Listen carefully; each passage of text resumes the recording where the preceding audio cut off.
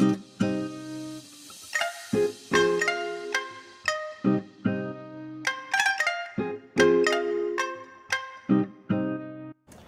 Everyone, welcome back to our channel वल्फो फॅमिलीमध्ये तुमचं स्वागत आहे. येस, तर ब्लॉग इथून कंटिन्यू होत आहे. जो तुम्ही काल बघितला तो. बाहेर खूप सुंदर असं वेदर झालेलं आहे बिकॉज खूप पाऊस आला नागपूरला आता. आणि थोडंसं असं डिसाईड झालं की बाहेर डिनरला जाऊ बिकॉज भरपूर दिवस झाले आम्ही गेलो पण नाही. आम्ही बाहेर गेलो पण नाही खूप दिवसांपासून. तर थोडं एक रुटीनमध्ये चेंज आणि थोडा एक रेस्ट पण मिळेल बिकॉज सतत ती लाईफ सुरू होती. घरचे कामं, बाहेरचं, घरचं, बाहेरचं, बॅक टू बॅक जिम, प्रणवचं बॅक टू बॅक ऑफिस, माझे कामं, जियानाला सांभाळणं. त्याच्यामुळे थोडंसं एक ब्रेक घ्यायचा असा विचार ठरवलं होतं आम्ही. म्हणून मग आम्ही ब्रेक घेतोय आणि आता थोडंसं डिनरला बाहेर जाऊ, थोडं क्वालिटी टाईम स्पेंड करू ॲज अ फॅमिली, आम्ही तिघही जण, आणि परत घरी येऊ.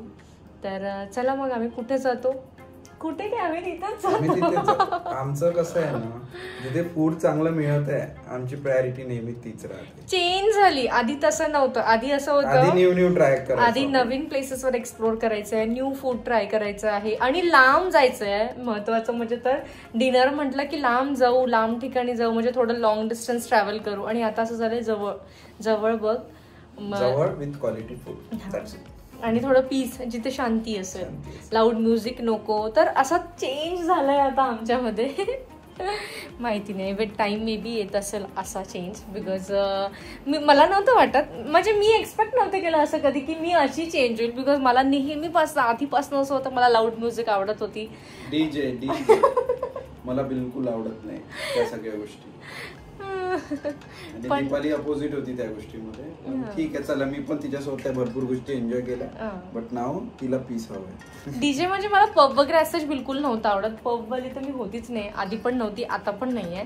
पण इथे घरात लाऊड म्युझिक, जर कुठले कार्यक्रम आहे आमच्याकडे तर मग डीजे तर मॅन्डेटरीच आहे. माझं कसं आहे, जर असा डीजे वगैरे असला, माझं कसं 2 लोक बाहेरून आले तर दोघांचं छान गप्पा गोष्टी झाल्या पाहिजे असं माझं मत आहे. पण दीपालीचं आहे की आल्याबरोबर डीजे लागून सगळ्यांनी डान्स केला पाहिजे आणि लाईट गेली लाईटला आणि आपण अडकलो. येस, तर ते पण आता चेंज झालं माझं भरपूर. म्हणजे ते आपण म्हणतो ना, संगती का असर, तो तशा काइंड ऑफ झाला. आता भरपूरशे माझ्या आवडी निवडी चेंज झाल्या, त्या प्रणव सारख्या झाल्या आणि मे बी प्रणवच्या आता माझ्यासारख्या झाल्या असे. दोघांकडनं, म्हणजे प्रत्येकाकडनं आपण नवीन गोष्टी शिकत असतो. मी दीपालीकडनं भरपूर गोष्टी शिकलो आणि ती सुद्धा माझ्याकडनं भरपूर गोष्टी तिने तिच्या लाईफ मध्ये युटिलाइज केल्या. तर खरंच त्याच्यामुळे ही गाडी सुरळीत चालू आहे. आणि तसंच पाहिजे. जर लाईफमध्ये बॅलन्स, हजबंड वाईफचं बॅलन्स पाहिजे आहे तर तेच आहे की तुम्हाला अडॉप्ट करावं लागेल. समोरच्याला काय आवडतं ते नवऱ्याने अडॉप्ट करायचं बायकोचं, आणि बायकोने अडॉप्ट करत नवऱ्याचं. तर ती लाईफ जरा सुरळीत चालते आणि मजा पण येते. आपण as a person, human being आपण चेंज होतो आणि मला असं वाटते व्हायला पण पाहिजे. जस्ट फॉर नाही, बट आपण आपलं स्वतःच्या सवयी लावून, म्हणजे आता फॉर एक्झाम्पल माझ्याच काही सवयी आहे ज्या कंटिन्यू आहे, ज्या माझ्या सवयी आहे, ज्या मीच म्हणत आहे की बाबा असंच झालं पाहिजे प्रत्येक वेळेस, ते पुढच्या पार्टनरला ऑलवेज इरिटेट होईल. काही गोष्टी तिच्याकडनं आपल्याला घ्याव्या लागेल, काही आपल्या तिला द्यावं लागेल, तर ते रिलेशन प्रॉपरली बॅलन्स राहतं. बरोबर.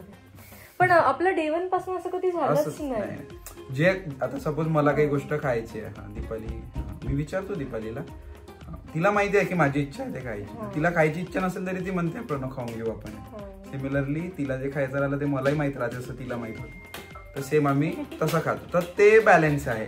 तर त्याच्यामुळे कोणालाच कुठल्या गोष्टीचा रिग्रेट राहत नाही आणि काही वाटतच नाही. नाहीतर ते आवडती गोष्ट नाही मिळाली, सपोज मला पाणीपुरी खायची आहे, दीपालीने नाही म्हटलं नाही मला भेलपुरी खायची आहे, तर ती तो बॉन्डच तो ट्यूनअपच नाही होईल ना त्या गोष्टी. बरोबर आहे. आणि आमचं डे 1 पासून असंच होतं, म्हणजे आपण भेटलो तेव्हापासूनच आपलं असंच चाललंय की ज्याला जे खायचं आहे, म्हणजे प्रेफरन्स आम्ही एकमेकांना, म्हणजे पुढच्या पार्टनरला मी प्रेफरन्स, जसं मी प्रेफरन्स प्रणवला देईल की तुझ्या अकॉर्डिंग चालू आपण. मग कधीतरी असं होतं की प्रणव मला बोलतो नाही आज तुझ्या हिशोबाने सगळं ऑर्डर करू, तुझ्या हिशोबाने सगळं खाऊ, तुझ्या हिशोबाने फिरायला जाऊ. तर आमचा तर असाच बॉन्ड आहे आणि त्याचे फायदे असे आहेत की आमच्या कधी भांडणं नाही होत. त्या रिझन त्याच गोष्टीमुळे आमच्या कधी भांडणं नाही होत, आमचे मतभेद नाही होत. आणि तो बॉन्ड म्हणजे डे 1 पासून आतापर्यंत कायम आहे आणि पुढे पण राहील. खूप जण म्हणतात यार बायकोचा ऐका आणि सगळं काही व्यवस्थित होईल, असं नाहीये. बायकोही नवऱ्याचा ऐकते, नवऱ्या बायकोचा ऐकते, तेव्हा ती गोष्ट चालते. त्या रेस्ट्रिक्शन्स मध्ये जगून काहीच फायद्याची गोष्ट नाही.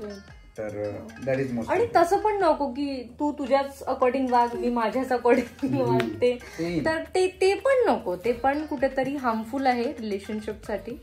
तर दोघांनी एकमेकांच्या याच्यामध्ये राहायला पाहिजे. कशामध्ये?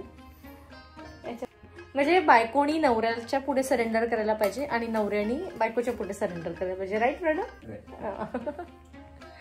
आणि तेच सुद्धा बायबलमध्ये सुद्धा पण तेच लिहिलेलं आहे की बायकोनी नवऱ्याच्या अधीन राहा हेच बायबल पण बोलते. तर आम्ही तेच फॉलो करतो आमच्या रिलेशनशिपमध्ये. तर येस असं आहे. आणि लाईट गेली आणि आम्ही अडकलो आणि जियानाचं इथे डिनर सुरू झालं. जरा इथेच जेवणार तो. आणि ही आता सपोज मी स्टार्ट केलं हिला करून, ही ड्युटी दीपालीची नाही, ही दोघांची पण duty. So that is mutual understanding. त्याच्यामुळे काय झालं ना प्रणव, मला म्हणजे ते मदरहूड जे असतं ना ते ऍक्च्युअल मध्ये एकदम हिट नाही झालं. मदर काय असते ते मला हिट झालं. मदरची रिस्पॉन्सिबिलिटी काय राहते हे मला चांगलं हिट झालं. सो मदर राहणं हे खरंच खूप कठीण आहे. आय नो फादरच्या जबाबदाऱ्या वेगळ्या असतात, पण एक ऍज अ फादर एक मदर बनवून मोठं करणं हे खूप मोठी गोष्ट आहे. Hats off. सगळ्या बायांना जे करत आहे, आपले आई लोक जे करत आहे आता पण, खूप मोठी रिस्पॉन्सिबिलिटी आहे आणि लाईफ लॉंग चालते ही, न संपणारी. हा बाळा आशो, तू तर खूप क्यूट दिसत आहे.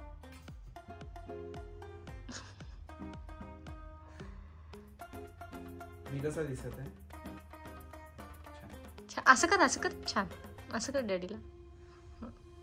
छान.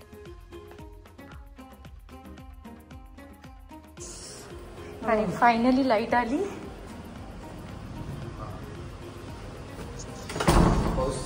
पाऊस येतोय ना पण.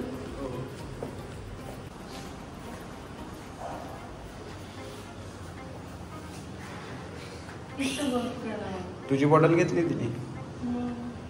इतकं पाणी नाही प्यायचं, जेवायचं आहे आपल्याला. जेवणार आहे ना तू? चिकन खाणार आहे ना? खाशील? मग ते पाणी नको पिऊ एवढं. तिथे जाऊन पिशील. मी बॉटल दे मला, पकडते. किती देते मग तुला? बघ प्रळ तिला आता पाणी एवढं पिते ती, म्हणून ती बॉटल नको. ती बॉटल बंद आता. बिग बॉटल घेऊ आपण. बिग बॉटल घेऊ आपण. आहे ना, हीच चालते ना. चला तर आम्ही निघालेलो आहे. पाऊस बाहेर भरपूर आहे, पण तरी आम्ही जाऊ डिनर करू.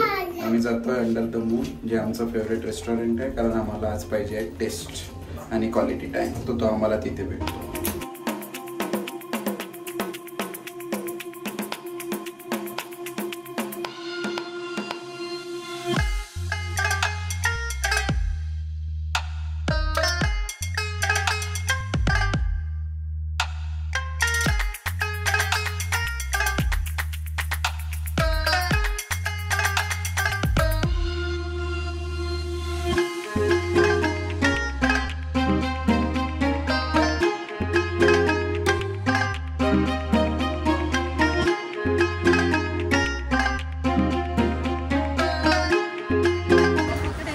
इकडे चालू झाला पाऊस.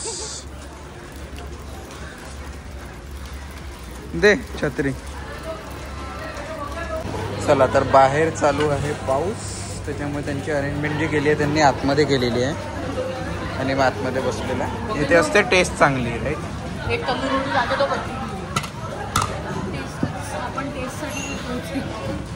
बाकी दुसरं काही नाही. वेदर खूप सुंदर झालं. जवळ डिस्टन्स आहे तो, लवकर आपण ट्रॅफिक नाही राहत. चला तर आम्ही ऑर्डर केलेला आहे सगळ्यात अगोदर चिकन अचारी टिक्का. जेवणासाठी तिचा वरण भात आणलेला आहे आणि जर वाटलंच तर ती पोळी खायची. ओके चला तर बघू त्याची टेस्ट कशी आहे, तुम्हाला आम्ही नक्की शेअर करतो. जियाना हां गरम आहे, गरम खूप. इथे नाही ग, याला मार ना. खायची घाई मग. यम्मी आहे.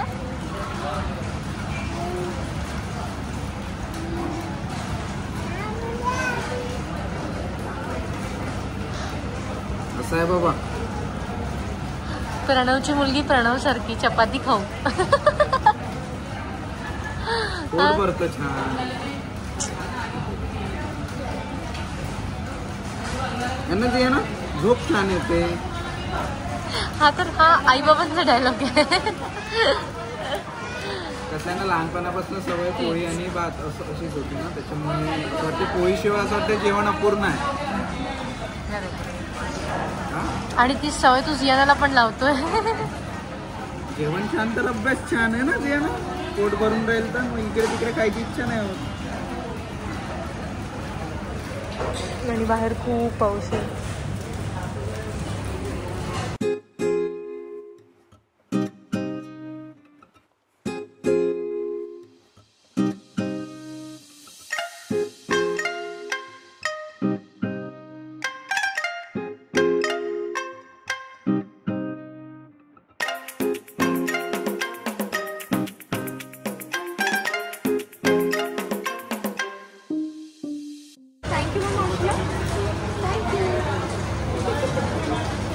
झालं पुसून घ्यायचं आता छान.